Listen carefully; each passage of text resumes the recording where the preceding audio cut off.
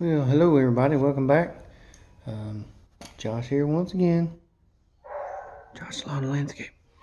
So, as you can tell, I'm in the shop, and if any of you have been following along recently in the past couple of weeks, you all know that I've been dealing with an issue with the Quiktrak.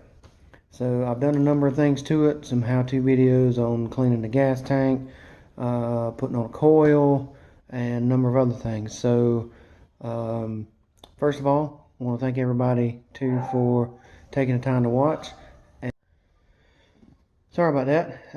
Camera froze up for a minute, so not sure what went on with that. So I put a picture in a previous video showing the mower apart, but I'm going to turn the camera around and show y'all the puzzle that I've got laid out. So we're going to see. Again, it might take me a little bit of time, but it's better than paying what dealer charges per hour for labor. So basically I just got my time and some parts invested in it, but I'll get into that here in just a second. But as I was saying before the camera froze up, thank y'all for subscribing. Thank y'all for taking the time to watch. And if you haven't yet, hit that subscribe button down in the bottom. Leave me a thumbs up if you enjoy the video. It helps promote the channel. And leave me a comment and let me know what you think about what I've done, what I'm doing. Am I crazy for trying it? But let me get the camera turned around and then we'll talk about what's going on with the mower. So y'all stick around. Alright, so as you can see, I got the engine cover and the breather box and everything off. We'll get into the parts here in a minute. Got my rags on top of the motor just to keep dust and stuff from getting in here. So let's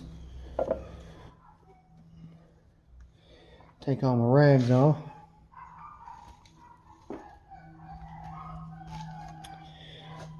And as you can see, I've got everything off the top of the motor. Everything's exposed. Here's the intake, and I've already got them loose, but they're just sitting in the hole. Here's a cap. This is the injector. There's a harness plug, plugs into this. This is the map sensor, and this is the other injector right here. So got it in there. I've already got it harness plug unplugged from it. I did have some carbon build up on the throttle body here, so I'd already cleaned that out before I got the top of the engine off. And so yeah, what I'll be doing is I've got these that I ordered offline, Kohler injectors. Bought 2 of these. And I ordered a new map sensor from a dealer. And the one reason I did that is being that this map sensor is here, and a couple of people have said it is a possibility. I figured I'm going to go ahead and change it because it is mounted into the manifold here. And once I put all this back together and put the engine cover back down on it, it would be right difficult to try to take this out and replace it. So while I got everything opened up, I'm going to go ahead and replace it. And basically I've got everything, oil coolers loose, and all this other stuff. And I've kind of got everything laid out. You can see I got bolts and screws and covers laid around here. Here on the other side, some stuff up here. Pretty much the general area where things came off is kind of where I laid these screws and things at, so that it should be easier to reassemble everything when I get to putting it back together. So quick rundown of where I'm at and what I'm going to be doing. I also went and got a new outer air filter. The inner one's not too bad. I'll probably replace it for too long, but it's pretty good. The old filter was kind of dirty, so I figured that would also help it out a little bit possibly. So just kind of covering the bases. Pretty much the only thing that will be left is, if this doesn't work, hopefully it does, is the throttle position sensor here in the throttle body, which is still reasonably accessible with everything assembled. So, or the fuel pump module, which is right there. So, but we'll see once we get it all back together, and I'll show you what it looks like as I go along. Try to get a little bit of footage, and hope y'all enjoy it. So stick around. All right, so I got the new map sensor in and connected to the harness plug. Injector in here. This has a cap on it that the fuel line hooks up to. This one comes from the pump, and then this one travels across over to the other injector. So on this one, I had these were these little crimp style clamps, and they're kind of a pain in the behind to get off, and then even worse, try to get back on. So I just simply swapped them for a screw style hose clamp here. Got it snug down real good. There's actually a barbed end here, and then a stop on this point. Same thing on the other side. So just replace those hose clamp, slide them back on, tighten them down. The harness plug goes in here on the back side, plugs into the injector, and same thing here with this plug on the other side. Got the new injector in, seated down. This bolt and the bolt in this bracket here, actually even the one in the map sensor, these are all 8mm bolts. 1, 2, and 3. So I got the new injectors in. I've got the map sensor in. The harness parts are plugged up. So next step is simply I get to set the engine cover back down on it, and then I've got to go around and put all the screws and everything and brackets back on.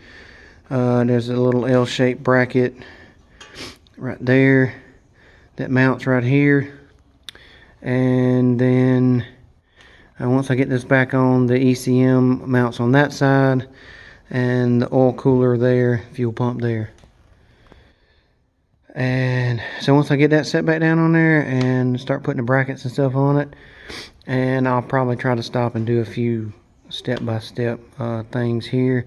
Pretty much, well, every bolt in this scenario is either a 10mm or an 8mm on this setup. So if you've got a 1/4" ratchet, and oh, here it is, and some 10mm and 8mm sockets, you can use deep wall or shallow wall with an extension.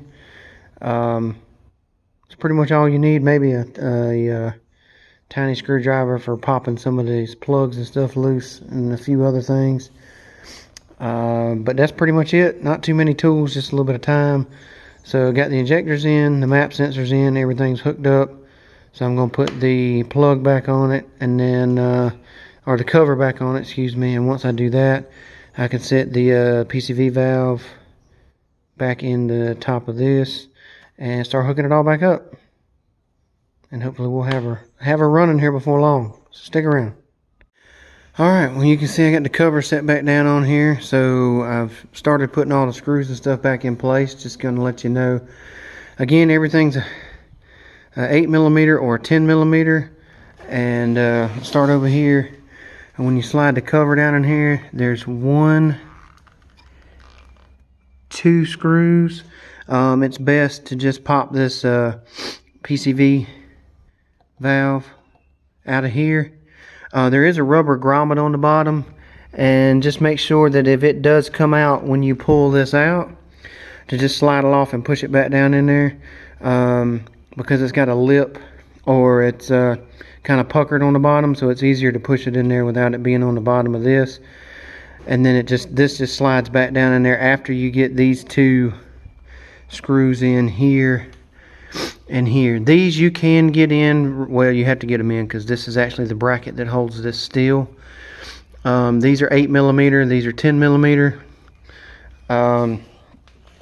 Same thing on this side, this bracket, not exactly sure what it's for, just where it was at when I took it apart. So These are 10mm bolts, these two. This is the throttle connection here. So these are 8mm screws. They just screw down into the top of the cover here.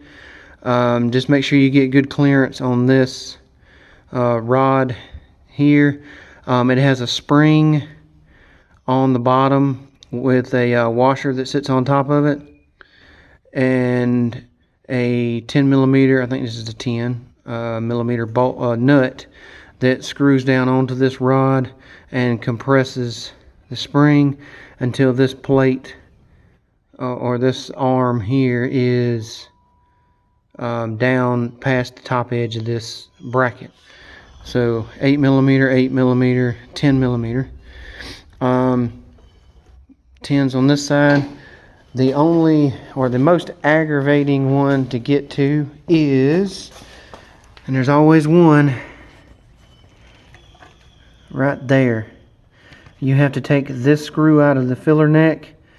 It's an 8mm, and then there's a screw holding this bracket in here, and that has to come out because it's screwed through the cover into the engine. So that's also an 8mm, but you'll have to loosen the filler neck screw, take it out, so that you can move the filler neck out of your way and get this loop off.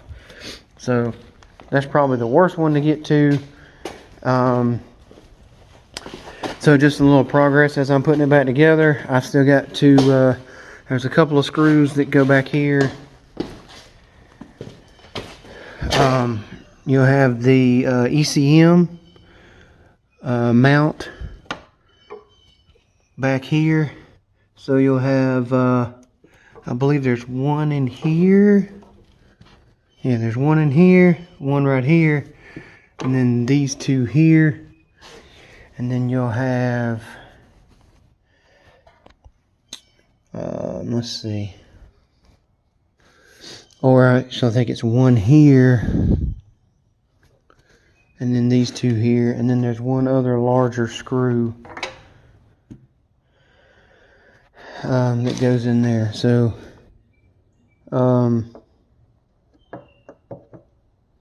that's how you mount that back, like I say, with these three here. And then these two actually go with this cover to go back on top of this section. These three will actually hold the air cleaner canister base to the throttle body here, so that'll slide back on there. And then these three nuts will go on that, which is one of the last things it'll do. I've actually got to slide this cover back out of the way. The mount that this screw screws into is actually slipping in the cover, but the other two here and back there are working fine. So what I've got to do is I'll just pick this up and kind of twist it out of the way. And then I'll get my screen, get this little gasket mount here, this screen, and it'll have 4 screws, 1, 2, 3, 4. They look just like these, that will go down through this cover. There's 4 places right here, there, there, and there. And they'll line up with the holes in this bracket, go down under here simply, and then line all that up, and then they'll sit this cover back over the top. These spacers go one there and one back there, and then the 2 screws that I was able to get out will tighten back down to hold that in place. And that's that. So let me get this done, and then I'll get over to this side where the oil cooler and the fuel pump and everything's at. So stick around. All right, y'all can hear it. See the rain, thundering a little bit. So at least I got a dry place to work. Trying to wrap this up. There is an 8mm screw It's kind of hard to see right back there. Right behind this plug, actually. It's kind of hard to see. It's like right in here. It's an 8mm plug. Looks like this one here. That goes through this cover, so you got to make sure to get that one out. And once you do that, these are actually in this metal cover here. Forgot to mention, these are actually a T25 Torx tip. You can get it in a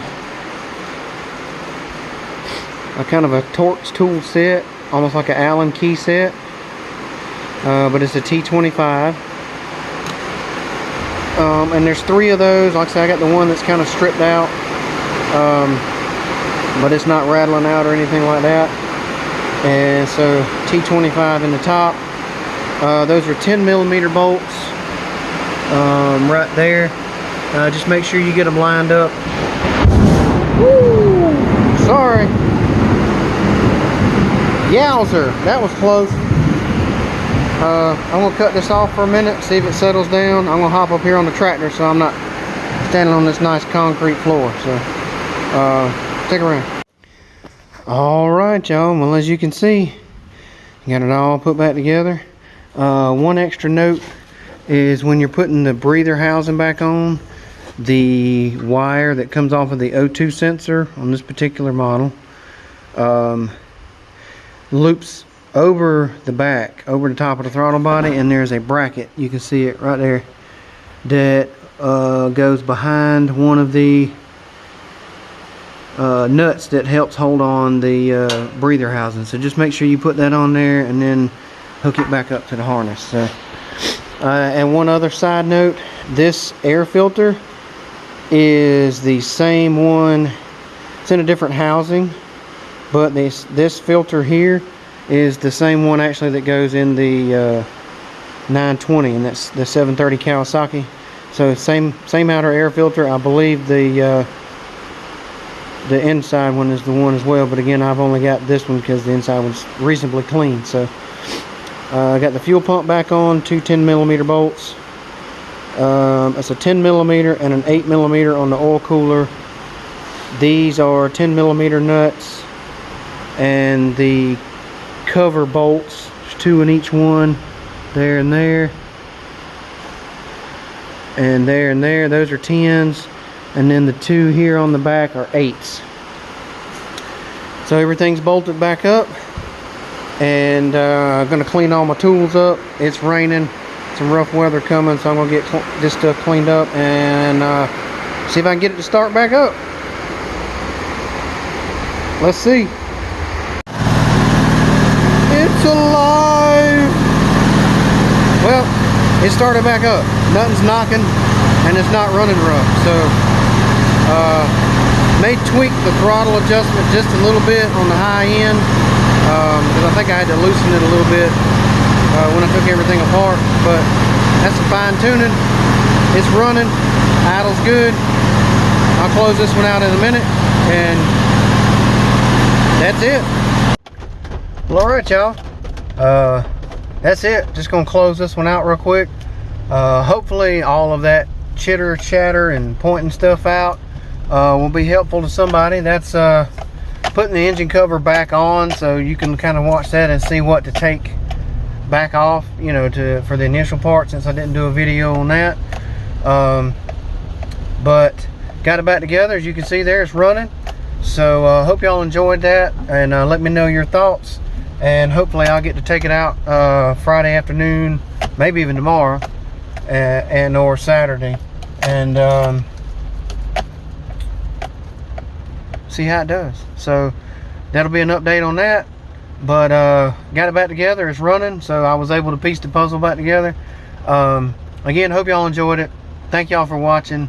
If you haven't yet, hit that subscribe button, leave me a thumbs up and help promote the channel. So y'all be safe, be kind, be blessed. I'll catch you on the next one. Thanks, everybody.